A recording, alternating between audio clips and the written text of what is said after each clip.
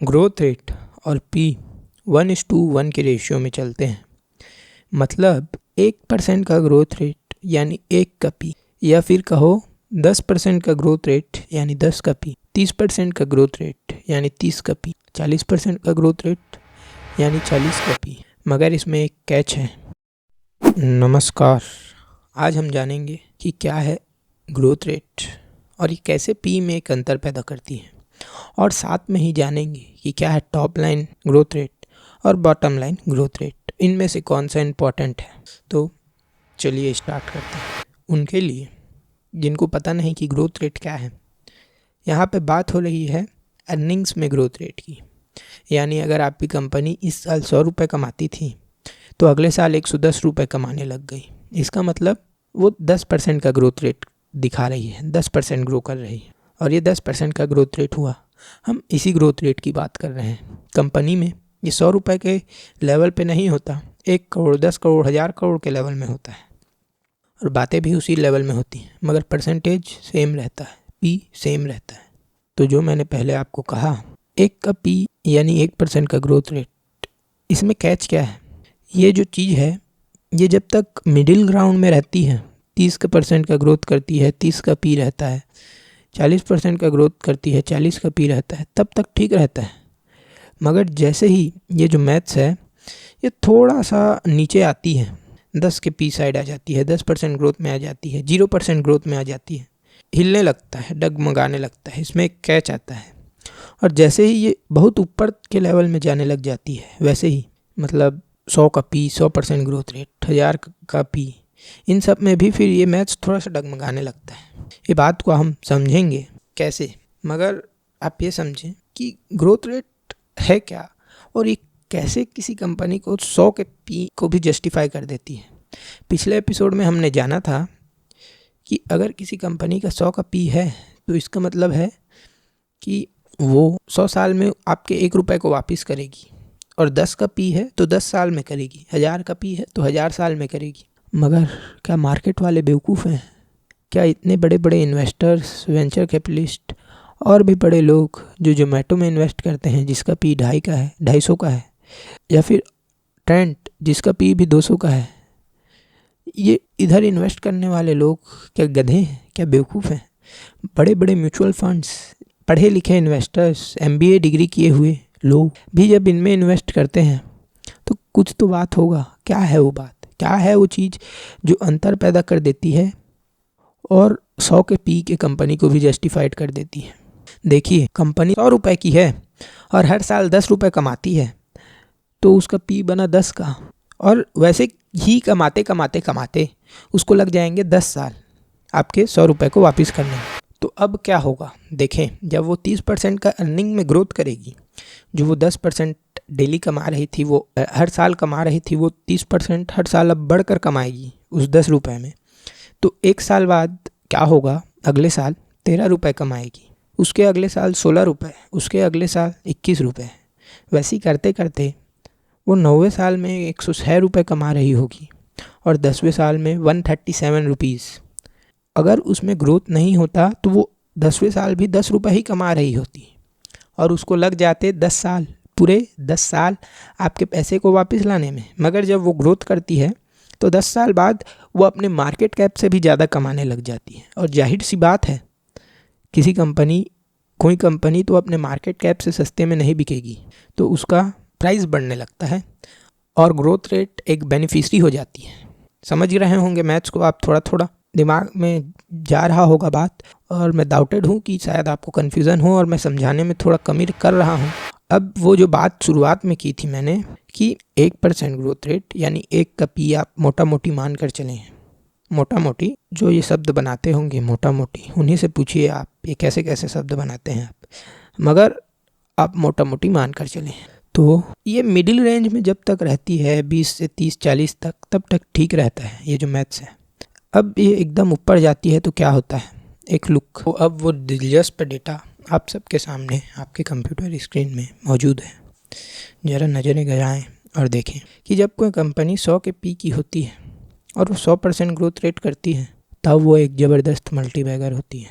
क्या होता है? उसका पी 3 का हो जाता है 5 साल बाद, और वो ग्रोथ करती है हर साल 100% की। और जब वैसा होता है तो वो आपको एक 32 गुना का मल्टीबैगर दे के जाता है। और आपको एक बात बता दूं कि ये 32 नहीं, हो सकता है 64 गुना या 100 गुना का मल्टीबैगर देकर जाए, क्योंकि पहली बात 5 साल तक 100% ग्रोथ रेट एक बढ़ने वाली कंपनी मिलेगी ही नहीं आपको। तो चिंता मत करें कि 5 साल में 100 गुना कंपनी हो जाएगा मेरा, बहुत मुश्किल से मिलेगा, नसीब की बात है। तो अगर मिल जाए तो वो 100% 100 के पी वाली कंपनी आपको देगी 100 गुना का मल्टीबैगर, क्योंकि यहाँ पे तो आप देख रहे हैं 32 गुना। असल में क्या होगा कि ये 100 का पी, 200 का पी, 300 का पी हो जाएगा। ज़रा ट्रेंड को देखें एक बार। होमवर्क है ये असल में, मगर मैं आपको बताता हूँ, ये सब आपको खुद करना चाहिए। इस वीडियो के बाद ज़रूर कीजिएगा, खोल के कंपनी और उनके ग्रोथ रेट को देखिएगा और कंपेयर कीजिएगा। ट्रेंड का पी 132 का है और ग्रोथ मात्र 44 का है। देखें प्रीवियस डाटा में ट्रेंड एक बढ़िया उदाहरण है इसी बात का। ट्रेंड ने 5 साल के लिए भी नहीं, मुमकिन नहीं है, मुश्किल है, इसीलिए 3 साल के लिए 100% का प्रॉफिट ग्रोथ दिखाया कंटिन्यूस। मार्केट ने उसको 250 का पी दिया। मैथ्स बिगड़ा ना, 100 का पी तो नहीं दिया, ज़्यादा का ही दिया ना। अब आप देखें दूसरा सिनारियो, 100 का पी, 60% का ग्रोथ रेट। इसमें भी आपको मल्टीबैगर बनेगा 7 गुना का, 7 टाइम्स का, या हो सकता है 14 टाइम्स का भी। मुश्किल है मगर हो सकता है। ट्रेंड ठीक कुछ सालों के लिए ऐसा किया तो हो तो सकता है। पी एक्सपेंशन भी एक चीज़ होती है। मैंने हिंदी पर उस पर वीडियो नहीं बनाया है, मगर इंग्लिश में है, कॉम्प्लिकेटेड है, मगर आप समझने की कोशिश करें तो समझ सकते हैं। देख लेना इस वीडियो के बाद। अब अगर 100 का पी रहता है और 30% ग्रोथ भी करती है कंपनी, तो भी ये एक ठीक ठाक डील है। आपको ये 3 टाइम्स का मल्टीबैगर रिटर्न देकर जाएगी 5 साल में। मगर ये थोड़ा सा रिस्कियर साइड आ जाता है। हो सकता है कि शायद उसका पीक बढ़े ही ना, या फिर थोड़ा कम गिर भी जाए और आपको 2 गुना का ही मल्टीबैगर मिले 5 साल में। निफ्टी से बेहतर है या निफ्टी जितना ही है, मगर अगर आपका टारगेट 7 गुना, 8 गुना, 9 गुना का है तो ये आपके लिए बढ़िया नहीं है। यहाँ से कंपनी 100 के पी में आपको अवॉइड करना चालू कर देना चाहिए। मगर 100 के पी में 60% से ऊपर की ग्रोथ वाली कंपनीज बेहतर होती हैं, या 60% तक की भी बेहतर होती हैं। अब थोड़ा इधर उधर तो करना पड़ेगा। सुंदरता का भी परिभाषा मैथ्स में 1:1 का चलता है, मगर असली में ह्यूमन कोऑपरेट कर लेता है। परफेक्ट सिमेट्री कहीं नहीं मिलता। अभी का सबसे सुंदर मॉडल भी परफेक्ट सिमेट्रिकल नहीं है, तो ये मैथ्स भी परफेक्ट सिमेट्री नहीं है। ये एक आर्ट है, एक ब्यूटी है। इसको एकदम मैथ्स में मत लेकर चलिएगा। अब देखें कोई कंपनी 1:1 के रेशियो में ग्रोथ करती है, यानी 1 उसका पी है और 1 उसका ग्रोथ रेट है, जो यहाँ आप देख रहे हैं 50 ग्रोथ रेट और 50 पी, उतना ही रिटर्न देती है लगभग जितना एक कंपनी तब देती जब उसका पी 100 का होता और रिटर्न ग्रोथ रेट 60% का होता। तो जैसे जैसे आप लैडर अप क्लाइंब करते हैं ग्रोथ रेट का, तो क्या होता है मार्केट में वैसे ग्रो करने वाली कंपनी बहुत कम होती है और मार्केट उसको एक स्कैरसिटी प्रीमियम भी देता है और कंपाउंडिंग भी बहुत ज़्यादा काम करती है ऊपर लेवल में। एक्सपोनेंशियल ग्रोथ होता है क्योंकि कंपाउंडिंग में, तो ये उससे ज़्यादा रिटर्न दे देती है उससे ज़्यादा महंगा होने के बावजूद ग्रोथ रेट में। तो इसका मतलब आप दोनों ले सकते हैं। अब आप देखें कंपनी नंबर 5 जिसका पी 30 है और ग्रोथ रेट भी 30 है, ये भी ठीक है। ये एक बेहतर ऑप्शन होगा क्योंकि इसमें पी एक्सपेंशन हो सकता है थोड़ा बहुत, और 10% का पी और 10% का ग्रोथ रेट, ये आपको सबसे कम कंपाउंडिंग देकर जाएगा, मात्र 60% का 5 साल में। तो यहाँ पे जो मैथ्स था वो आपको मतलब ये 10% का ही CAGR रिटर्न देकर जाएगा। तो यहाँ पर जो मैथ्स था वो बिगड़ा ना। ऊपर साइड में 1:1 का रेशियो नहीं चलता, एकदम ऊपर में 1:1.5, 1:1.7 का चलता है जब कंपनी बहुत ज़ोर से ग्रो करती है। ट्रेंट जीता जागता उदाहरण, डिक्सन जीता जागता उदाहरण। और कंपनी जब एकदम स्लो ग्रोथ करती है तो 0.8, 0.7 का रेशियो चलता है, 0.5 का रेशियो चलता है। क्यों? क्योंकि मार्केट में वैसी ग्रो करने वाली कंपनी बहुत है, और दूसरी बात कंपाउंडिंग में भी अंतर आता है, बहुत का अंतर आता है।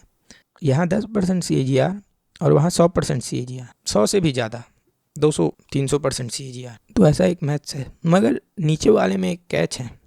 क्या है कि कंपनी अगर 0% ग्रोथ भी करती है या माइनस में भी ग्रो करती है तो 10 का पी एक बेस पी होता है, यानी उतना तो कंपनी का ज़मीन ही होगा, ऑफिस ही होगा, कर्मचारी ही होंगे, मैनेजमेंट ही होगा, मतलब जो पुराना व्यवस्था है उसका ही वर्थ 10 के पी में होगा। समझ रहे हैं बात को? तो उतना कंपनी का एक बेसिक कॉस्ट होता है, एसेट होते हैं 10 का पी, 7 का पी देख देख कर कैसी कंपनी है, कितना कैसा है, क्या है, ब्रांड वांड है, मतलब एसेट है कि नहीं, तो वो 10 के पी से जाना निगलेक्ट ही करती है। तो कितनों ग्रो करे या ना करे 10 का पी ही चलता है। यहाँ पे भी मैथ्स थोड़ा गड़बड़ाता है ग्रोथ रेट। अब ये तो रही बात ग्रोथ रेट की, और बच गया टॉपिक एक और, टॉप लाइन और बॉटम लाइन। उसको कवर करता हूँ। टॉप लाइन होता है रेवेन्यू बेसिस में ग्रोथ, और बॉटम लाइन होता है अर्निंग बेसिस में ग्रोथ। रेवेन्यू यानी सेल्स से जो ऑपरेशन आते हैं वो, और अर्निंग यानी जो कंपनी कमाती है सेल्स करने के बाद जो मार्जिन बनता है उसका, उसके बाद जो वो टैक्स देती है, सैलरी देती है, डेप्रिसिएशन होता है, उसके सामान ख़राब होते हैं, इन सब चीज़ों के बाद और भी कुछ होते हैं, बहुत सारी चीज़ें होती हैं कंपनी में। उन सब चीज़ों के बाद जो बचता है वो बॉटम लाइन ग्रोथ होता है। क्या होता है, कई बार कंपनी मार्जिन को कम कर देती है ताकि उसका टॉप लाइन ग्रोथ हो यानी रेवेन्यू ग्रोथ हो, मगर बॉटम लाइन रुक जाता है उस वक्त, प्रॉफिट ग्रो नहीं करते, कंपनी मात्र एक्सपेंशन करती है, रेवेन्यू ग्रोथ करती है। ऐसे में आपसे प्रश्न पूछता हूँ, क्या बेहतर ऑप्शन है? आप वैसी कंपनी लेंगे कि आप ऐसी कंपनी लेंगे जिसका बॉटम लाइन ही बढ़ रहा है? सही उत्तर है कि आप वैसी कंपनी लेंगे जिसका टॉप लाइन बढ़ रहा है और बॉटम लाइन स्टैग्नेंट है तो भी चलेगा, बल्कि उसके बजाय ऐसी कंपनी लेने के बजाय जिसका सिर्फ बॉटम लाइन बढ़ रहा है और टॉप लाइन स्टैग्नेंट है। रीज़न, टॉप लाइन बढ़ रहा है मतलब किसी ना किसी दिन बॉटम लाइन तो बढ़ ही जाएगा, मगर अगर सिर्फ बॉटम लाइन बढ़ रहा है तो कंपनी कॉस्ट कटिंग कर रही है और कर रही है मार्जिन एक्सपेंशन। लिमिट होता है मार्जिन एक्सपेंशन का भी, कॉस्ट कटिंग का भी। 100% करेगी, 150% करेगी, कब तक करेगी? सप्लाई डिमांड कर्व में वो क्रॉस तो हिट होगा ही जहाँ पे वो मार्जिन नहीं बढ़ा पा रही है और कॉस्ट कटिंग नहीं कर पा रही है, तो वहाँ पे फिर आपको तकलीफ़ आ जाएगा। तो वो एक समय के बाद रुक जाएगी बढ़ना। मगर अगर वो टॉप लाइन ग्रोथ कर रही है यानी रेवेन्यू बढ़ा रही है, तो रेवेन्यू अनलिमिटेड बढ़ा सकती है। जितना बड़ा मार्केट उतना बड़ा रेवेन्यू हो सकता है, और हो सकता है भविष्य में वो कुछ तिगड़मबाजी करे और अपने मार्जिन को बढ़ा ले और उसका प्रॉफिट बढ़ जाए, तो वो ऑप्शन सही होता है। और मार्केट भी रेवेन्यू ग्रोथ को प्रॉफिट ग्रोथ से ज़्यादा फेवर करता है। आप समझें बात को, रिपीट करके अच्छे से समझा सकता हूँ मगर फिर वीडियो लंबा हो जाता है, आपको बोर लगने लगता है, क्या करूँ, मजबूरी है। वैसा ही कुछ अमेजॉन ने भी किया था। वो शुरुआत में अपना मार्जिन को कट कर कर रखे रही, रेवेन्यू ग्रोथ करते रही, और बाद में मार्जिन लेना चालू किया और प्रॉफिट में आ गई। वैसा ही कुछ जोमेटो भी करते हैं और उसका ब्लिंकिट भी करता है, और लोग मान्यता देते हैं इसको, मार्केट मान्यता देती है, तभी तो वो बढ़ रहा है। क्या अगर आपको ये ज्ञान और इस ज्ञान का परिकाष्ठ था, ज्ञान ब्रॉडकास्टिंग अच्छा लगा तो लाइक कर दें। बहुत दिनों से मैंने बोला नहीं लाइक करने को, आप लोगों ने किया नहीं, और इतना ज़बरदस्त ज्ञान दिया है आज तो लाइक करना बनता है। नए हैं तो आपको मैं सब्सक्राइब करने का एक रीज़न देता हूँ। ये ज्ञान अधूरा है। अगर आप सिर्फ ग्रोथ रेट को लेकर जाएंगे इन्वेस्टिंग करने और पी को देखने लग जाएंगे तो आपकी हवा निकल जाएगी, सही हवा निकल जाएगी। एक कार चलता है ना, तो उस कार के चलते चलते आपके चक्के निकल जाएंगे, उस कार में आप बैठे रह जाएंगे अगर ये ज्ञान को लेकर आप इन्वेस्ट करने गए तो। ये अधूरा है माय फ्रेंड, आपको इसमें अब ROE का कॉन्सेप्ट भी लगाना होगा माय फ्रेंड। इसलिए जो अगला वीडियो होगा अगले हफ्ते, अगले फ्राइडे, उसको अगर आप सुनना चाहते हैं तो सब्सक्राइब कर लें। इससे ज़्यादा ज़बरदस्त ज्ञान है वो ROE। अब हिंट दूँ, ROE भी अधूरा है, उसके आगे आपको कैश फ्लो भी देखना होता है, और कैश फ्लो भी अधूरी है, उसके आगे आपको मैनेजमेंट देखना होता है।